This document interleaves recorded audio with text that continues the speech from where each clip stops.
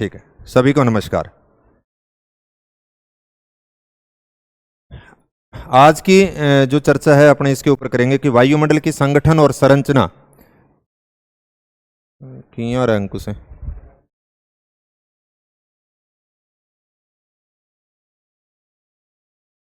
यहाँ हमारा उद्देश्य टॉपिक को पढ़ना नहीं है।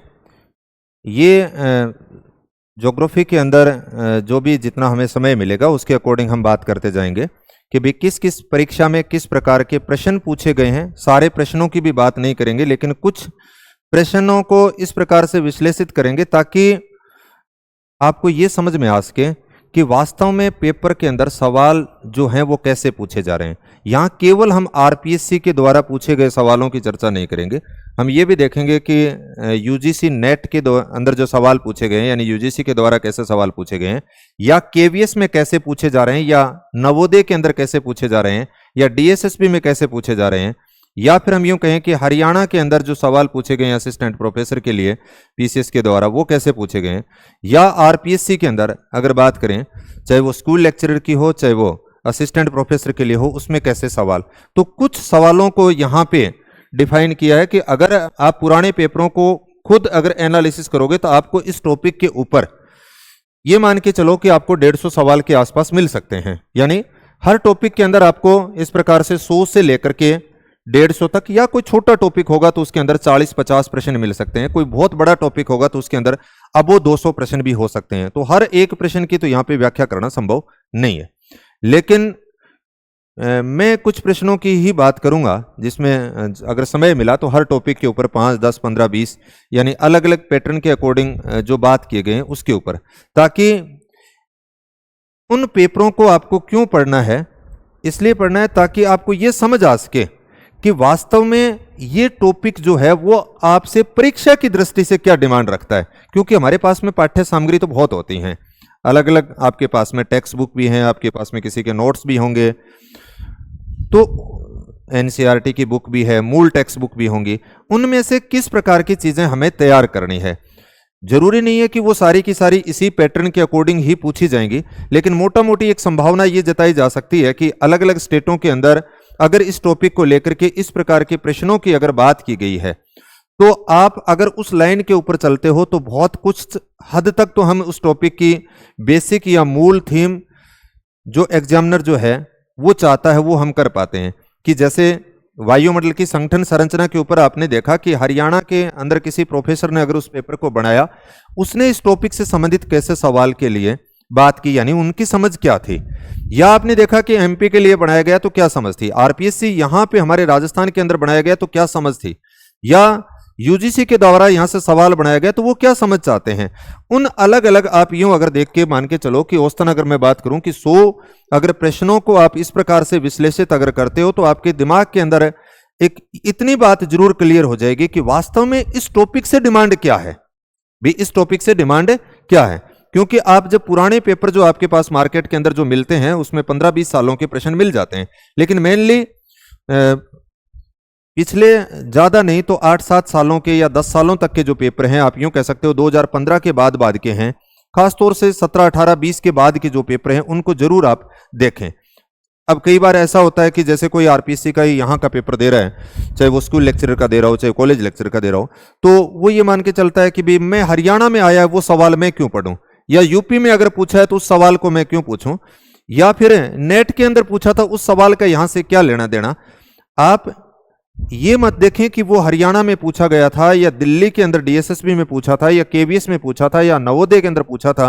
आप ये देखें कि इस टॉपिक से संबंधित सवाल पूछे गए थे, क्या मैं जो पढ़ रहा हूं और उन्होंने जो सवाल पूछे हैं मेरी समझ में और उस समझ के अंदर क्या फर्क है। तो हमें जो हमारी जो समझ जो डेवलप करनी है वो उन पेपरों के दृष्टिकोण को ध्यान में रखते हुए आपको समझ डेवलप करनी है। तो कुछ सवाल जैसे हमने देखा था कि वायुमंडल के संगठन और संरचना को जो अभी हमने पढ़ा तो उसमें बातें की थी कि इस टॉपिक को 2 भागों में हम बांट करके अध्ययन करते हैं। संगठन के अंदर हमने देखा था कि मूलतः वायुमंडल का निर्माण किन चीजों से हुआ है इसके ऊपर हमने बात की थी। संगठन का मतलब वायुमंडल बना कैसे है, तो हमने देखा था कि 3 चीजों का जिक्र किया था। गैस की बात की, जलवाष्प की बात की और धूल कण की बात की। और संरचना के अंदर हमने ये देखा था कि भाई हम वायुमंडल है जो किस स्ट्रक्चर यानी उसका ढांचा कैसा है, तो हमने देखा था कि लेयर के रूप में पाया जाता है, परतों के रूप में पाया जाता है। यहां पे हमने दो प्रकार के वर्गीकरण का जिक्र किया था, प्राचीन वर्गीकरण की बात की थी, नवीन वर्गीकरण की बातें की थी। अब हमने सबसे ज्यादा जो सवाल जब पढ़े थे तो ये देखा था कि गैसों से संबंधित सवाल थे, तो उन सवालों के में से कुछ सवाल लिए गए हैं, यानी इस टॉपिक के अंदर बहुत सारे सवाल बन रहे थे, उसमें से कुछ चयनित सवालों को हमने यहाँ पे लिया है। गैसों से संबंधित मैंने बात की थी कि 4-5 तरह के सवाल बनेंगे।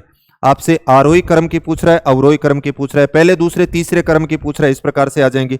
या फिर हमने ये देखा था कि भाई सक्रिय गैसों की बात कर रहा है, या फिर आपने देखा अक्रिय गैसें कौन सी हैं, स्थायी गैसें कौन सी हैं, परिवर्तनशील गैसें कौन सी हैं, इस प्रकार से गैसों से संबंधित सवाल थे। जलवाष्प के भी ऐसे ही किए और धूल कण से संबंधित किए। अब यहां पे सबसे पहले अगर सवाल को देखें तो ये आया कि ये पृथ्वी पर आने वाले सौर विकिरण को निम्नलिखित में से किसके द्वारा अधिकतम अवशोषित किया जाता है।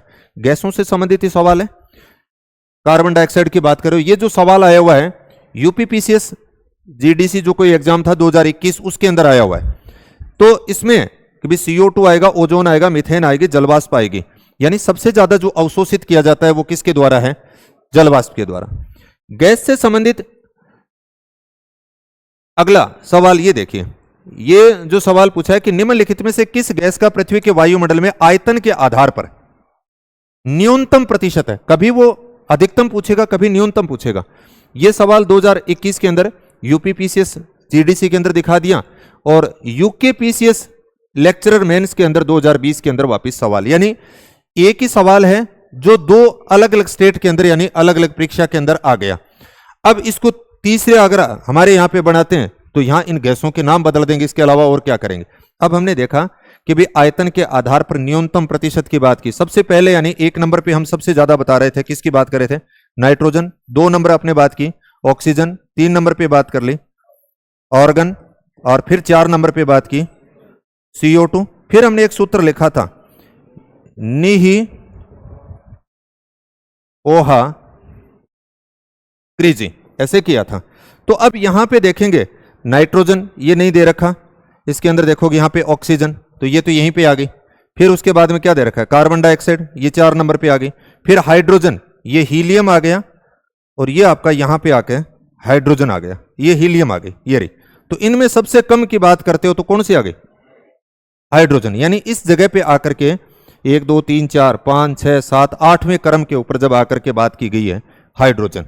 यानी पहले जो सवाल आते थे वो सिर्फ इतना ही आ रहा था कि ऑक्सीजन, नाइट्रोजन, ऑक्सीजन, ऑर्गन, यहां तक की बात कर रहे थे। इसमें आपको आगे एक ऐसा ही सवाल वापस और मिलेगा कि तीसरे क्रम की कौन सी है। ऐसा सवाल अभी हम आगे देखेंगे कि तीसरे क्रम की कौन सी है, तब यहां पे उत्तर क्या आ जाएगा, ऑर्गन। यानी गैसों से संबंधित न्यूनतम पूछ रहा है, अधिकतम पूछ रहा है। ये 2 पेपर के अंदर यहां से हमने देखा। नेक्स्ट इस सवाल को आप समझने की कोशिश कीजिए, वह गैस जिसका निचले वायुमंडल में शुष्क वायु में प्रतिशत मान ये रहा तीसरा सर्वाधिक है, ये किसमें आ गया, अपने राजस्थान के अंदर आ गया। अब प्रश्न के अंदर क्या बदलाव हुआ, भाई कुछ नहीं, गैसों के नाम वही carbon dioxide, ozone, nitrous oxide, argon यहां से उठा लिए, अपने से पूछ लिया कि तीसरे क्रम की कौन सी है। यहां पे यही 20-21 के अंदर पूछ रहे हैं, और ये हमारे भी यहां पे 20 के अंदर यही सवाल है, सेम सवाल वही है, लेकिन गैसों के नाम दे दिए। तीसरे क्रम की पूछ लेगा, चौथे क्रम की पूछ लेगा, दूसरे क्रम की पूछ लेगा, सबसे कम वाली पूछ लेगा, सबसे ज्यादा वाली पूछ लेगा, आरोही क्रम में पूछ लेगा, अवरोही क्रम के अंदर पूछ लेगा। इस प्रकार से हो गए, आ गए समझ में। तो तीसरे क्रम की कौन सी आ गई, 3 नंबर ऑर्गन, ये आपके आगे। अगला सवाल देखिए गैसों से संबंधित, ये वापस ये किसके अंदर आया, मध्य प्रदेश असिस्टेंट प्रोफेसर में 2018 के अंदर। अब कई बार ऐसे लगता है कि जब हम प्रोफेसर का एग्जाम दे रहे हैं तो उसमें क्या गैस से ही पूछेंगे क्या, तो जब वायुमंडल की संगठन संरचना है तो जब संगठन में से सवाल पूछेगा तो या तो गैस में से पूछेगा, या जलवाष्प में से पूछेगा, या धूल कण में। अब आप तो गैस ज्यादातर मोटा मोटी ही कारण छोड़ दिया, गैस वालों तो छोड़ जदे लेक्चरर को देने लग रहा, प्रोफेसर को देने लग रहा, नेट और एग्जाम दे गया वहां, तो वो गैसा को कोई अलग तरिया बना के कहीं पूछेगो। ये तो सवाल पूछ रहा है, मेरा तो कोई नहीं। अब क्या लिखा है कि वायुमंडल में पाए जाने वाली गैसों का कौन सा सही घटता क्रम है। अब आपने वो लिखा था सेम यहां पे। अब देखो, नाइट्रोजन 1 नंबर पे थी, 2 नंबर पे ऑक्सीजन, 3 नंबर पे आर्गन। अब चौथे नंबर के ऊपर यहां पर है उसने बट की, तो मोटा मोटी तो 8वां ही हो गया, सरल था। 2 के अंदर भी अगर आपको ये आ रहा है, क्योंकि ऑक्सीजन सबसे पहले होगा नहीं, इसमें भी ऑक्सीजन दे रखा है, मीथेन दे रखा है, ये नहीं हो। ध्यान रखना, कई बार घटते क्रम न पूछ करके बढ़ता क्रम पूछ सकता है, तो ये आपका उल्टा लिखा हुआ मिलेगा। और आपने फिर क्या हुआ कि ए ऑप्शन के अंदर अगर ये दे रखा है तो रट्यो रटायो काम हो, बोले गुरुजी बताए पहले नाइट्रोजन करांगा, फिर ऑक्सीजन करांगा, फिर आर्गन करेंगे, फिर नियोन करेंगे। यहां घटता लिखा है कि बढ़ता लिखा है, वो पढ़ लेंगे। तो ये एमपी असिस्टेंट प्रोफेसर के अंदर दे रखा है, मतलब उसी प्रश्न की ऐसे बात की गई है। अगला सवाल अगर आप देखेंगे केवीएस पीजीटी 2018 के अंदर ये सवाल है, ये भी क्या है, वायुमंडलीय गैसों का प्रतिशत के बढ़ते क्रम में, उसमें कौन सा क्रम था। हम जो याद करते हैं वो घटता क्रम होता है, हम जो याद करते हैं वो तो कौन सा होता है, घटता क्रम। और ये कौन सा पूछ लिया, बढ़ता क्रम। मैंने यहां पे पीछे आपसे बात की थी कि भी ये तो हमारा इस प्रकार से घटते क्रम की बात कर रहे हैं, इसको ऐसे पूछ लिया। यानी ये 2018 के अंदर यहां पे एमपी असिस्टेंट प्रोफेसर में पूछा तो घटता हुआ क्रम आया, और केवीएस के अंदर 2018 पीजीटी के अंदर आया तो शब्द के अंदर क्या कर दिया, बढ़ता क्रम। सेम सवाल भी नहीं हुआ, बदल भी लिया गया। भाई मैं घनी बार कहूं कि 70-80% जो पेपर होता है वो पुराने पेपरों से संबंधित होता है। अब कई पुराने पेपर को मतलब वो मानने का वो सवाल इया देना चाहिए, ऐसे नहीं दिया। एक ने घटता पूछा, एक ने बढ़ता पूछ लिया, एक ने तीसरे क्रम की पूछी, एक ने 5वें क्रम की पूछ ली, एक ने अधिकतम वाली पूछ ली, एक ने न्यूनतम वाली पूछ ली। भाई पूछ तो यही रहे। तो ये आप देखोगे कि वायुमंडलीय गैसों का प्रतिशत बढ़ते क्रम में निम्नलिखित में से कौन सा सही है। अब वही आपको यहां पे आप बात करोगे, इसी प्रकार से नाइट्रोजन की बात आ गई, ऑक्सीजन की बात आ गई, फिर उसके बाद में ऑर्गन की बात आ जाएगी, ऑर्गन की बात आ गई, फिर उसके बाद में CO2 आ जाएगी, फिर है नीही ओहा क्रिजी, जैसे ये किया, यही तो सेम। अब ये क्या कर रहा है, किस क्रम में, बढ़ते क्रम में, ऐसे चलना है आपको। अब यहां पे क्या दे रखा है, helium, xenon, carbon dioxide, argon, इस साइड वाले ले लीजिए पहले, उल्टा इनू चाल जाओ थारे के। अब अधिकतम में अगर आप देखते हो तो यहां पे आर्गन ये तो दे रखा है 3 नंबर वाली, ये रही, इसमें भी है, इसमें भी है, इसमें भी है, इसमें भी है, चारों के अंदर दे दिया आर्गन। फिर उसके बाद में अगर आप देखोगे आर्गन से नीचे आगे किसको दे दिया, कार्बन डाइऑक्साइड को। ये तो बात है। वापिस अगर घटते क्रम की अगर आप बात कर रहे हो तो यहां पे इसमें भी CO2 है, इसमें भी CO2 है, ये कट गया, ये भी कट गए, 2 तो कट गए, 2 के अंदर कार्बन डाइऑक्साइड आ गए। फिर उसके बाद में आपको लेना है किसमें से, हीलियम और जेनॉन, ये 2 शब्द बचे। तो इसका मतलब यहां पे आप आओगे तो क्या आ गया, हीलियम। हीलियम किस में दे रखा है, ये हीलियम आ गया। तो इसका मतलब उत्तर क्या हो जाएगा, जेनॉन लास्ट में आ जाएगा, ये आपका बी ऑप्शन आ गया। तो यहां पे इसने पहला दूसरा नहीं देकर के आप देखोगे, तीसरी दे दी, चौथी दे दी, और यहां पे 7वें नंबर का दे दिया, 9वें 10वें नंबर के, इस प्रकार से जो अल्प मात्रा में थी उनको दे दिया। बदलाव सिर्फ इतना ही किया गया, सेम है वही प्रश्न। अब कई बार यहां कह दें थार्लाक्राइडियम आई को नहीं, अब गैस अलग त्रियाओं पूछ ली, क्या करेगा, प्रश्न तो ऐसे ही पूछेंगे उनके अंदर, यहां से अगर प्रश्न बनाएगा तो। अब वायुमंडल के निम्नलिखित परतों में से किसमें न्यूनतम तापमान पाया जाता है, वही बात आ गई। वायुमंडल की परतों की जो बात कर रहे थे हमने, इस प्रकार से बात की थी, यहां पे क्षोभ मंडल की बात की, समताप मंडल की बात की, मध्य मंडल की बात की, आयन मंडल की बात की, बहिर्मंडल की बात की। फिर यहां पे हमने बात की थी कि हिंदी वाले विद्यार्थियों के लिए भी अंग्रेजी के शब्द लिखे जाते हैं, यानी क्षोभ मंडल और समताप मंडल के बीच में जो था एक तरह से क्षोभ सीमा बोलते हैं हिंदी के अंदर, उसको क्या बोलते हो, ट्रोपोपोज, फिर उसके बाद में स्ट्रेटोपोज, फिर उसके बाद में मेसोपोज। यानी हमने लिखा था कि मध्य मंडल के ऊपरी भाग में -100 डिग्री के आसपास तापमान हो जाता है। तो मध्य मंडल का जो ऊपरी भाग था, मेसोस्फीयर के जो ऊपर वाला जो भाग था, उसको आप क्या बोलेंगे, मेसोपोज। प्रश्न क्या है, वायुमंडल में निम्नलिखित परतों में से किसमें न्यूनतम तापमान पाया जाता है, डिटेल के अंदर हमने यहां पे बात की थी। तो वही आ गया टेम्परेचर से संबंधित। अब की बार नाम ये दे दिए, ट्रोपोपोज, स्ट्रेटोपोज, मेसोपोज और थर्मोपोज। आगे बात समझे। ये किस में आया? यूपी हायर असिस्टेंट प्रोफेसर 2021 में। तो बोले असिस्टेंट प्रोफेसर और हम इस सवाल ई त्रियांगे, हाँ इनको कुछ लैंग्वेज में बना देंगे, कुछ कई बार छोटे शब्दों के तौर पे भी बनाए जा सकते हैं। अब अगला ये आ गया वापिस, एनटीए यूजीसी नेट जेआरएफ दिसंबर 2020 में भी आया और जून 2021 की शिफ्ट में भी दे रखा है, वापिस सेम ही टेकती हो, दिसंबर में भी है जून में भी है। क्या पूछें? वही बात कर रहे थे, सिंबल, जब आर्ट्स वाले विद्यार्थी होते हैं। अब की बार गैसें प्रतिशत ने पूछ करके गैसों से संबंधित जो सवाल दिया तो वहां पे क्या दे दिए थे? सिंबल दिए थे, प्रतीक दिए थे, प्रतीक चिन्ह किए थे। नियोन को किससे इंगित किया था? Ne से किया था, ठीक है। हीलियम को He। अब क्या पूछा है? नहीं पूछा है आपने बेटे, सुविधा कई बार यहां भी हो, देखो ए और बी दोनों ही सही है, ए और बी दोनों, क्योंकि दो दो ही दे रखे हैं, छांटना भी दो ही है, थे दो पहले पुत बिड़ता है छांट लिया। नियोन भी ठीक है और हीलियम भी ठीक है, लेकिन उसने प्रश्न में यह पूछा है वायुमंडलीय गैसों का सही प्रतीक, बोल प्रतीक चिन्ह पूछे, आगे वो शब्द रही क्यों नहीं दर्शाया गया?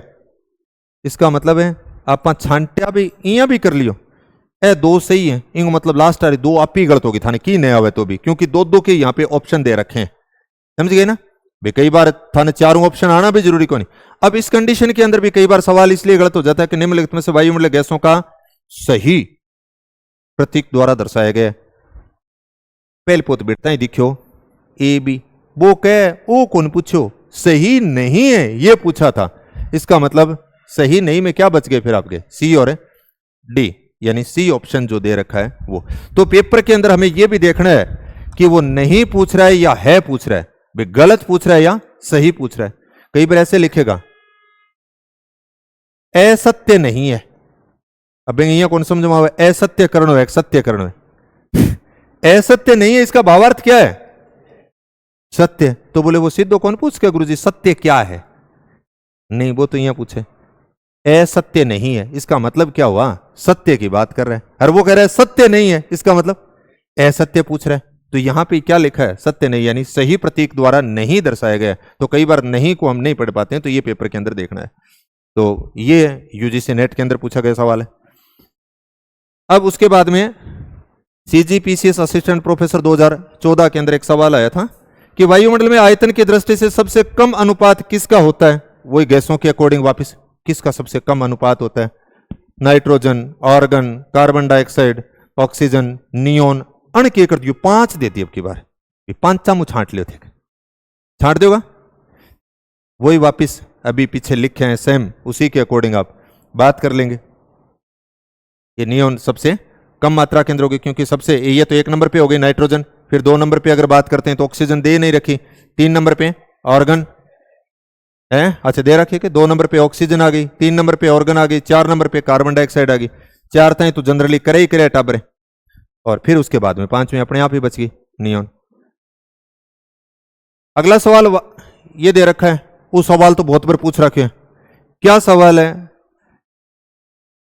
वायुमंडल की परतों का निम्न में से कौन सा क्रम है जी? वो तो पुराने टाइम में पूछे होगा, ये 1996 के अंदर यूपीपीसीएस में पूछा, फिर आप देखोगे टीजीटी 2003 में पूछा है, प्रवक्ता ये कोई यहाँ पे डीएसएसबी पीजीआई पीजीटी में 11/7/2021 में आया है, 2004 में भी ये सवाल आया हुआ है, 2015 में आया, 2003 में आया, 2013 में आया, 1996 में आया, और भी कई बार आया होगा। अब ये पूछो कि वायुमंडल की आप इस प्रकार से धरातल से ऊंचाई के साथ में जाते हो तो परतों का क्रम बताइए, ये बात की गई। तो अब आपको समझने की ये जरूरत है भाई, यहां रटने की जरूरत मानने। अब कई बार हम ये होता है ना कि हम पढ़ रहे होते हैं, हमसे पूछेंगे कि नहीं पूछेंगे, ए तो कौन पूछे ऐसा? तो जब इनसे पूछ सकते हैं तो आपसे क्यों नहीं पूछ सकते? सबसे पहले यानी हाँ, इनमें कोई अलग तरीके की अगर बात पूछी गई है, आप 100-150 प्रश्न एक टॉपिक के अगर करते हो ना, तो आप में मोटा मोटी उस टॉपिक के प्रति समझ डेवलप हो जाएगी कि वास्तव में डिमांड क्या है, वास्तव में उस टॉपिक से संबंधित डिमांड क्या है। फिर आप एक जो बेहतर कंपटीटर जितना सोच सकता है उतना आप जरूर सोच पाएंगे। हाँ, बहुत अलग डाटा, बहुत अलग तथ्य कोई अगर ऐसा आएगा तो फिर वो किसी को नहीं आ रहा होगा, कोई फर्क नहीं पड़ेगा। यहां पे वही बात आ गई, वायुमंडल की परतों का निम्न में से कौन सा सही क्रम है? सबसे नीचे अधोमंडल दे दिया, क्षोभ मंडल नहीं दिया इस बार। बैठे कई तो अटक के खड़े हो गए ये जान, गुरुजी एक तुम्हारा वो समताप मंडल तो आ गयो, मध्य मंडल भी आ गयो, आयन मंडल भी आ गयो, लेकिन अधो मंडल को नहीं आयो। अदय होगी मतलब बड़े पेपर के मां है, यानी सबसे नीचे वाला मंडल, उससे ऊपर क्या है? समताप मंडल, समताप मंडल से ऊपर मध्य मंडल और उससे ऊपर आयन मंडल। वायुमंडल परतों का निम्न में से कौन सा एक अनुक्रम सही है? और ये इतनी बार आ रखा है, और भी आयोड होगा मतलब।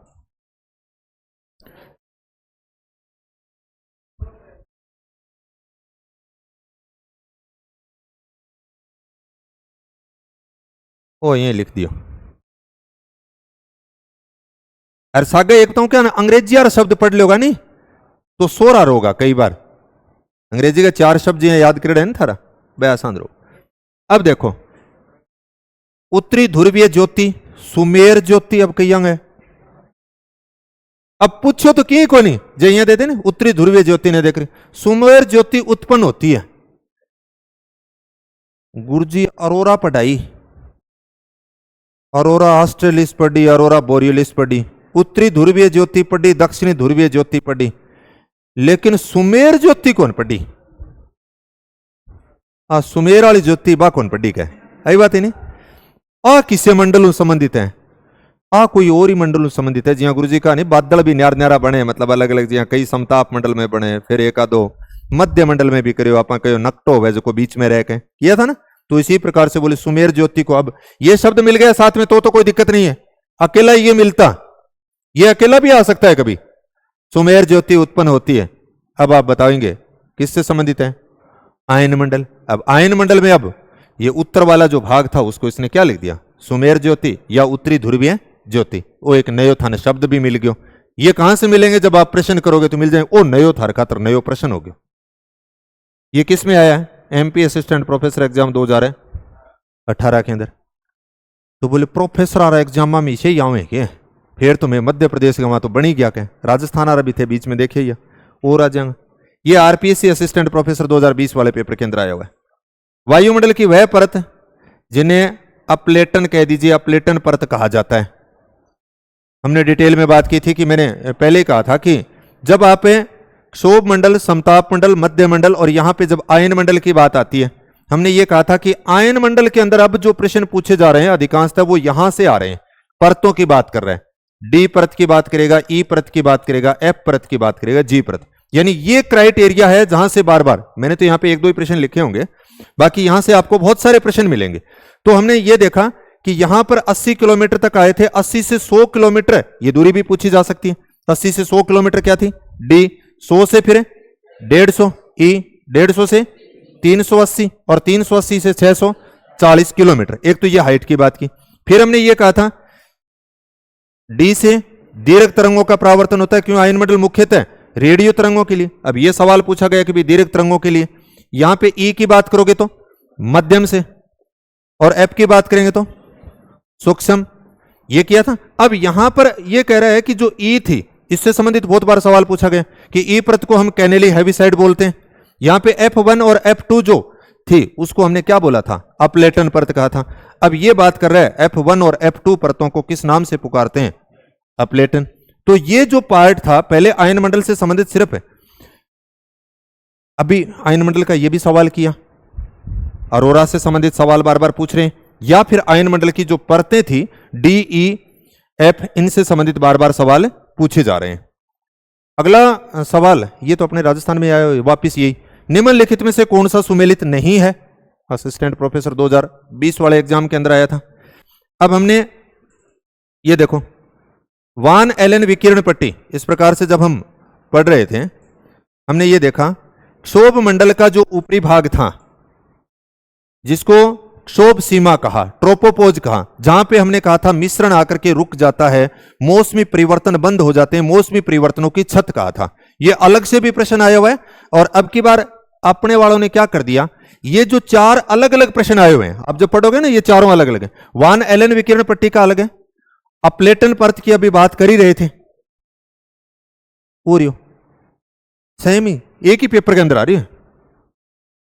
2020 के अंदर असिस्टेंट प्रोफेसर के अंदर यहां पे वह परत जिसको अपलेटन अपलेटन लिख दिया, अपलेटन लिख दिया, एक ही बात है, F1 और F2। यहां पे वापस देखा इसी पेपर के अंदर सेम के अंदर अपलेटन F परत, लेकिन आप ये देखोगे आयन मंडल से संबंधित है, यहां अलग प्रकार से बना दिया। बात तो हुई ये वान एलन विकिरण पट्टी हमने देखा था कि बहिर्मंडल के अंदर आप देख रहे हो कि 1000 किलोमीटर की ऊंचाई जो है वहां पर जो चुंबकीय क्षेत्र था उसको क्या बोला था, वान एलन विकिरण पट्टी। इसका मतलब ये बात ठीक है। अपलेटन परत अभी सीखा है, एफ परत जो थी आयन मंडल के अंदर वो भी ठीक है। मौसमी घटनाओं की छत आपने यहां पे आकर के देखा था ट्रोपोपोज को, इसका मतलब ये बात भी ठीक है। अब बच गया क्या, कैनेली हैवीसाइड। मैंने ये कहा था कि भी वापिस ये देखो ई परत जो थी उसको हम क्या कह रहे थे, कैनेली हैवीसाइड। ये दो सवाल जो बात कर रहे हो वो मुख्यतः इसी से संबंधित हो गए। दो स्टेटमेंट यहां से आ गया एक बार, इसी स्टेटमेंट को वापिस इसी पेपर के अंदर दोहरा दिया। अगलो पेपर तो बाद की बात है, पेपर बनाना रहने। ये जो क्राइटेरिया है ना जहां आयन मंडल की परतें वह बड़ी यहां प्रिय हो रही है, मतलब तो ये आप देख रहे हो कि ये कैनेली हैवीसाइड आयन मंडल, ये तो ठीक है, लेकिन आयन मंडल की डी परत नहीं है। आयन मंडल की कौन सी परत है, ई परत है, आयन मंडल की ई परत है। इसका मतलब ये गलत हो गया। अब नीचे इसको अगली बार अगर कोई बना रहा है तो ऐसे दे देगा, ए बी ठीक है, ए बी सी ठीक है, ए बी डी ठीक है, या ए बी सी डी ठीक है। अगली बार बदलाव यहां कर देगा। फिर आपने यहां लगा कैनेली हैवीसाइड, हाँ आयन मंडल में ही है, जब डी फिर कई बार छूटने की संभावना रहती है। यहां पे थोड़ी सी आसानी है कि भाई एक गलत तो छांटना ही पड़ेगा, और उसमें जब ए बी सी डी अगर सीधा करवाए ना तो गलती होने के थोड़े से ज्यादा चांस हो जाएंगे। अब की बार तो गुरुजी ये ए बी सी डी वाला ही पूछा, जद गलत हो गयो। जब मना डी कौन दिखी, मैं सोचो फिर कैनेली हैवीसाइड तो है ही आयन मंडल में ही है। फिर मेरे बा ई वाले तो मैं भूल गया, मैं सोचो डी नहीं कहता हो, यदि लिखी होगी तिरमान और क्या में करिएगा। अगला सवाल केवीएस पीजीटी 2018 में आया, ये डायग्राम दे दिया एक। भी अपने बात कर रहे थे कि चित्र भी देते हैं, मैंने कि बनाना थोड़ी हो, किताब में यहां करे दे दियो। क्या पूछा है, दिए गए आरेख में निम्नलिखित में से कौन सा कूट मेसोपोज को सही तरीके से दर्शाता है। ये जैसे यहां पे ए लिखा है, ये यहां पे बी लिखा है, ये यहां पे सी लिखा है, ये यहां पे डी लिखा है। ये किलोमीटर भी लिख रखे हैं, ये 50 किलोमीटर है, ये 80 किलोमीटर है, ये 10 किलोमीटर है। ऐसे हमने कहा था कि क्षोभ मंडल के जो ऊपरी भाग हैं, ट्रोपोस्फियर जो था उसके ऊपरी भाग को ट्रोपोपोज कहा। तो इसका मतलब ये तो मेसोपोज की बात कर रहे हैं, तो ये तो क्या है, ट्रोपोपोज है। बी के अंदर है, अगली बार आ जाएगा कोई ना कोई सवाल। अब की बार सी पूछिए नहीं भी, मेसोपोज पूछा है तो वो पूछ लेगा ट्रोपोपोज, तो आप इसको बता देंगे। ए वाला तो क्या है, ट्रोपोपोज आ गया। बी यानी समताप मंडल स्ट्रेटोस्फियर की बात कर रहे थे, उसके ऊपर वाला जो भाग है पतली पट्टी है उसको आप क्या बोलेंगे, स्ट्रेटोपोज। और फिर उसके बाद में सी 80 किलोमीटर यानी मध्य मंडल की बात करते हैं, मेसोस्फीयर की बात करते हैं, तो उसके ऊपर वाला जो भाग है उसको आप क्या बोलेंगे, मेसोपोज। तो इसका मतलब पूछा क्या कि मेसोपोज को सही दर्शाता है कि भी ए दिखाएगा, बी दिखाएगा, सी दिखाएगा, डी दिखाएगा, तो क्या दिखा देगा, सी दिखा देगा। अगली बार कभी पूछोगे तो बता दियो कि ए क्या नहीं दिखावे, बी क्या नहीं दिखावे, या कर्म से पूछ लेगा, अलग बदलाव करेगा ना, ए किसको कह रहा है, बी किसको कह रहा है, सी किसको कह रहा है। या अगर बदलेगा तो आपके सामने ऐसे हो सकता है कि जैसे ए के सामने ट्रोपोपोज लिखा, क्या ये सही है भाई, ऐसे जैसे पीछे वो करवा रहा था ना कि गैसों के नाम दिए और उनके सिंबल दे दिए कि ए बी ठीक है, 1 2 ठीक है, या 2 3 ठीक है, इस प्रकार से 4 दे करके कौन से 2 ठीक हैं या फिर कौन से 2 गलत हैं, ऐसा प्रश्न बना देगा। अगला सवाल देखेंगे कि आयन मंडल की किस परत से रेडियो की लघु तरंगे परावर्तित होती हैं। वही वापिस आ गया। अब मैं बात कर रहा था पीछे अपने जो ये करके आए थे ना कि दीर्घ तरंगों की बात कर लेगा, मध्यम तरंगों की बात कर लेगा, सूक्ष्म तरंग कह दीजिए, या लघु तरंगों की बात कर लेगा। ऐसे किया था ना, जैसे देखा डी लिख दिया, ई लिख दिया, एफ लिखा, ये लिखा। डी से किसका हो रहा था, दीर्घ का हो रहा था। ई से किसका होगा, मध्यम से। एफ से किसका होगा, सूक्ष्म कह दीजिए या लघु तरंगे कह दीजिए। यानी सेम ही सवाल ये किस में आया, एमपी असिस्टेंट प्रोफेसर एग्जाम 2018 के अंदर। यूं थाने इया कौन लगे कि जगह 1 2 आसले पासले स्टेटा में या नेट के अंदर जो सवाल पूछे जा रहे हैं, जैसे अब आप 22, 23, 24 के अंदर जो सवाल पूछे जा रहे हैं, 21, 22 के अंदर जो सवाल पूछे जा रहे हैं, उन सवालों को आप देखोगे, प्रश्नों को देखोगे तो लैंग्वेज भी वैसी आनी शुरू हो जाती है। समझ गए ना? सवाल तो उन्हीं के इर्द गिर्द आ रहे हैं। अब एमपी वाला में वही सवाल पायो जो गुरुजी थे बतायो, मैं कि न्यारो बतायो, मैं वही बतायो कि जो दूसरा पूछे। तो यहां आपको खुद को इतनी समझ अगर डेवलप कर लेंगे ना टॉपिक के संबंध में, फिर एक कॉन्फिडेंस भी आ जाएगा और आपको यह भी पता चल जाएगा कि इस टॉपिक में हमें पढ़ना। ये बार बार जोर दिला रहा है कि आप केवल आयन मंडल मत पढ़िए। आयन मंडल के अंदर DEF, इसका मतलब आपसे DEF की केवल नाम ही नहीं पूछेगा। अब उसमें आपसे हाइट भी पूछी जा सकती है उनके, अगर जैसे ई को आपने कैनेली हेविसाइड का, एफ से अपलेटन स्तर की बात की, उनके अंदर हमने ये भी देखा था, एक जगह आया था कैनेली हेविसाइड का निर्माण किसके कारण से हो रहा है, ये भी बात की थी। E2 का निर्माण किससे हो रहा है, जी का किससे निर्माण हो रहा है। इसका मतलब यहां पर जाकर के हमसे और डेप्थ के सवाल भी पूछे जा सकते हैं। यानी उस क्राइटेरिया का मतलब केवल ये नहीं है कि आपने सिर्फ ये समझ लिया कि हाँ फिर इतना मतलब इतना प्रश्न आप रट लिया, अब आपनो काम पूरा है। नहीं, ये आपको इंडिकेट कर रहा है कि ये जो क्राइटेरिया है इसके अंदर हम आपसे और डेप्थ में सवाल भी पूछ सकते हैं। यानी हमसे ये चाह रहा है वो एग्जामिनर कि भाई यहां से हम परतों के नाम तो पूछते पूछते थक गए, अब उस परत के अंदर आगे कुछ बात लिख रखी है तो उसके बारे में भी पूछा जा सकता है। तो जो जो एरिया कम से कम चयनित कर रखे हैं और उन्हीं एरिया के अंदर कुछ आगे जाकर के वो सवाल नए और बना रहे हैं। अगला सवाल आप देखिए, हरियाणा पीजीटी 2021 में आया और ये क्या था, ऊंचाई के साथ वायुमंडल के निम्न परतों का सही क्रम क्या है। हमने नवीन जो वर्गीकरण की बात की थी वायुमंडल का नवीन वर्गीकरण किया मार्शल निकोलेट ने रासायनिक विशेषता के आधार पर किया था।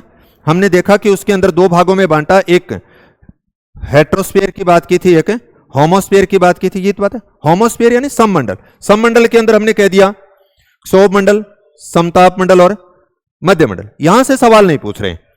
नवीन वर्गीकरण से संबंधित जो सवाल आ रहे हैं वो आपके इससे आगे इस प्रकार से आपने देखा, ये बनाया था, इसको आपने क्षोभ मंडल कह दिया, ये आपका समताप मंडल, फिर उसके बाद में मध्य मंडल। 88 किलोमीटर तक हमने बात कर ली थी, उससे ऊपर गए थे। यहां पे हमने गैसों की बात की थी, यानी ये तो आपका होमोस्फीयर हो गया, ये हेट्रोस्फीयर हो गया। हेट्रोस्फीयर के अंदर आपने देखा कि सबसे नीचे वाली जो परत थी वो कौन सी थी, आणविक नाइट्रोजन लेयर थी, फिर उसके बाद में आणविक ऑक्सीजन, फिर उसके बाद में क्या आएगा हीलियम, और उसके बाद में हाइड्रोजन। अब हीलियम आ गया और फिर उसके बाद में हाइड्रोजन, ये था। अब इसमें मैंने बात की थी कि भाई हमारे सामने या तो इनकी हाइट से संबंधित प्रश्न आते हैं या इनको क्रम से पूछते हैं। तो इस सवाल के अंदर क्या लिखा है कि ऊंचाई के साथ वायुमंडल की निम्नलिखित परतों का सही क्रम क्या है, ये तो बात करें। सही क्रम के तौर पे सबसे पहले आपने देखा आणविक नाइट्रोजन परत, ये आएगी, यानी 4 नंबर सबसे पहले आएगा। अब 4 नंबर आपके इसमें भी आ गया और इसमें भी आ गया। अब सीधो काम हो गया कि भाई 2 तो आपके कट गए, ये हो गया ना। तो 4 नंबर इसमें भी है, 4 नंबर इसमें भी है। नाइट्रोजन के बाद में अगली कौन सी आएगी, आणविक ऑक्सीजन, तो 2 नंबर आएगा। यहां 2 आते ही आपका उत्तर आ गया। अब ये भी आपका कट गया, इसके साथ में भी पंगा लेने की जरूरत नहीं है। फिर भी आपको एक बार देख लो, ये आणविक ऑक्सीजन होगी, क्या आगे सही लिखा है, फिर उसके बाद में हीलियम आ जाएगी, फिर उसके बाद में क्या आ गई हाइड्रोजन आ गई। इसी से संबंधित सवाल आप देखोगे, ये हरियाणा पीजीटी के अंदर आया है। एक सवाल आपको यहां पर और लिखा हुआ मिलेगा, ये यूजीसी नेट के अंदर आया है, 2015 के अंदर पहले आ चुका है, मतलब सेम ही सवाल है एक तरह से। यहां से अब इसने क्या किया भाई, इस सवाल के अंदर उस सवाल में कोई फर्क नहीं है, फर्क सिर्फ इतना था कि इसमें साथ में आपसे सुमेलित करवा रहा है, मैच करवा रहा है उनकी ऊंचाई को। और यहां पे जो 2021 में इन्होंने जो सवाल दिया पीजीटी के अंदर, ये वही सवाल है, लेकिन इन्होंने क्या कर दिया, हाइट वैसे नहीं पूछी कितने से किलोमीटर से कितने किलोमीटर के बीच में, इसने कह दिया आप तो क्रम से सीधे ही बता दीजिए। यानी उनकी तुलना में क्या कह दिया, क्रम से। और इन्होंने कह दिया नेट वालों ने कि भाई थे तो यहां बताओ कि देखो सूची 1 और 2 के साथ सुमेलित करें और नीचे दिए गए कूटों में से सही उत्तर का चूज कीजिए। वायुमंडल 100 किलोमीटर की ऊंचाई से ऊपर गैसें लिखी हैं और दूसरी साइड में लिखा है सूची ऊंचाई के अंतराल के अकॉर्डिंग। यही तो बात है।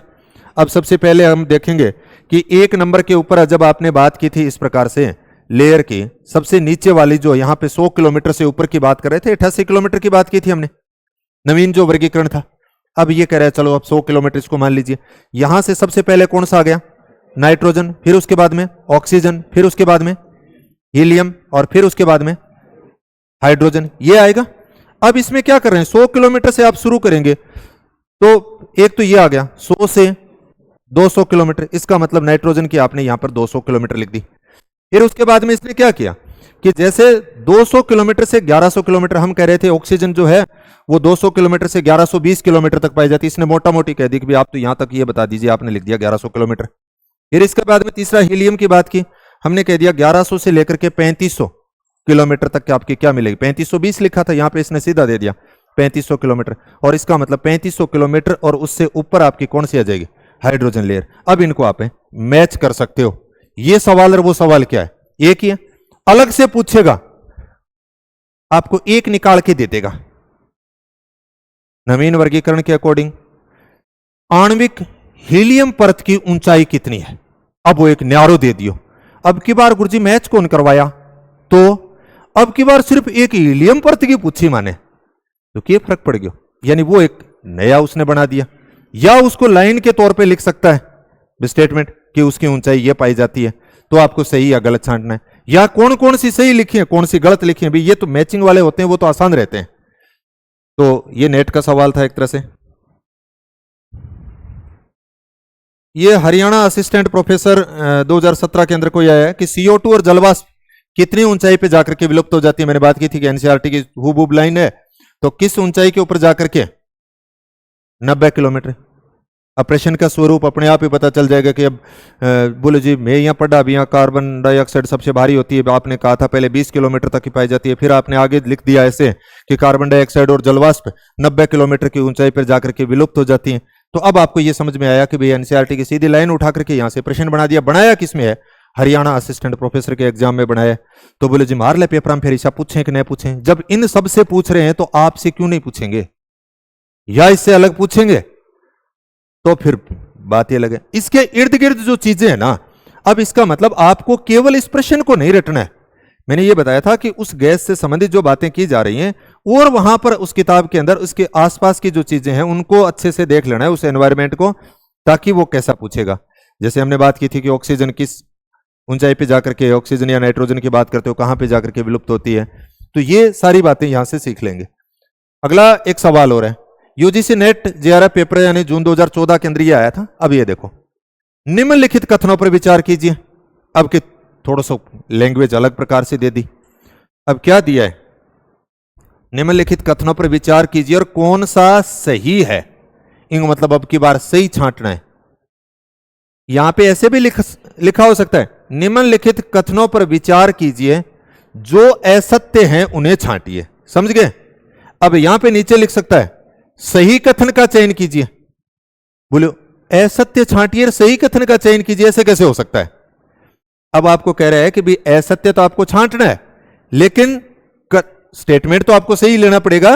भी असत्य के अंदर कौन से, तो वो भी प्रश्न की लैंग्वेज बदली हुई हो सकती है। अब ये तो प्रश्न, ओजोन अधिकांशतः, अब ये तो सीधा ही पूछ रहा है कि कौन सा सही है। ओजोन अधिकांशतः समताप मंडल में पाया जाता है, क्या ये बात ठीक है? ठीक है, एक नंबर तो यानी आ गया। इसका मतलब एक इसमें है, इसमें है, हाँ दो आंगो तो लागू देगो ही कौन रहे हो भाई। पेपर के अंदर जब आप देखते हो आपको ये पता चल गया, अब हाँ चारवां सागे तस्यो करने की तो जरूरत को नहीं, पेपर करो जा देख लियो। ओजोन अधिकांशतः समताप मंडल में पाया जाता है, ठीक है। दूसरी बात कर रहा है, ओजोन की परत पृथ्वी की सतह से 55 से 75 किलोमीटर पाई जाती है। अब यहां तो आप कह रहे हो ओजोन समताप मंडल में पाया जाता है, ये पढ़ के गए थे। समताप मंडल का ऊपरी भाग 50 किलोमीटर तक है। यहां यह बात कर रहा है कि भी ओजोन की परत पृथ्वी की सतह से 55 से 75 किलोमीटर। हालांकि इसके अंदर आप ये पहले ही काट चुके हो तो ज्यादा तकलीफ दे होगा नहीं। अब आपको सोचना, देखो अगर जब आपने काट दिया ना, वैसे चारों स्टेटमेंट पढ़ने की जरूरत नहीं होती है। अगर आपको ये स्टेटमेंट ठीक आ रहा है ना एक, तो अब आपके सामने दो ही ऑप्शन आए कि या तो एक के साथ में 3 को पढ़ना पड़ेगा या एक के साथ में 4 को पढ़ना पड़ेगा। या तो एक के साथ में किसको पढ़ना है, 3 को पढ़ना है, या एक के साथ में 4 को। हाँ कई जो पहले वो स्टेटमेंट सही कर दियो, ओजोन की परत पृथ्वी की सतह से 55 से 75 किलोमीटर। अब बिन ए दोनों स्टेटमेंट पढ़ना पड़ेगा, 2 के साथ में 3 और 4 को पढ़ना पड़ेगा। कई बार उल्टी रील भी चढ़ जाए तो फिर वो पढ़ना ही गलत शुरू करेगा। तो फिर मैं कंडीशन में अगर जे कंफ्यूज लागे तो फिर चारों पढ़ के देख लो कि अब कोई और ही पल्ले पड़ जाए। ओजोन सूर्य की पराबैंगनी किरणों को अवशोषित करता है, तो इसका मतलब 3 नंबर बात ठीक आ गई, 1 नंबर ठीक आ गई, तो ठीक है। अब आपने देखा कि पृथ्वी पर जीवन के लिए ओजोन की परत का कोई महत्व नहीं है। हमने देखा था कि अल्ट्रावायलेट किरणें आती हैं, उनका एब्जॉर्ब करती है, अवशोषण करती है और पृथ्वी की एक रक्षा कवच के रूप में। इसका मतलब यह तो कह रहा है कोई महत्व नहीं है, ओजोन का तो महत्व है। ओजोन के बारे में हमने इस प्रकार से बात की थी कि सामान्यतः अगर देखा था कि 15 किलोमीटर से लेकर के 50 किलोमीटर तक ओजोन का विस्तार था। फिर उसके बाद में हमने बात की थी कि 15 से 35 किलोमीटर तक ओजोन पाई जाती है, लेकिन उसमें भी मुख्यतः सांद्रण की अगर बात की तो हमने कहा था कि 20 से 25 किलोमीटर, 20 से 25 किलोमीटर एक अगर लाइन अगर डिफाइन करता है तो हमने बात की थी कि 22 किलोमीटर। तो ये ओजोन की मोटाई की हमने बात की थी, डाबसन के द्वारा नाप रहे हैं। तो ये जो हमने बात की थी काफी डिटेल के अंदर, यानी ओजोन के ऊपर जाकर के, तो ओजोन के ऊपर ये बात कर रहे हैं। तो आपको प्रश्न का केवल रटना नहीं है, 100, 150, 50 जो भी प्रश्न हर टॉपिक से संबंधित मिले, उसके बाद में ये देखिए कि उसके आसपास का जो एनवायरमेंट है वो क्या चाहता है और ये प्रश्न हमसे क्या डिमांड कर रहा है। तो बहुत सारी चीजें हैं वो हमारे साथ में क्लियर हो जाएंगी।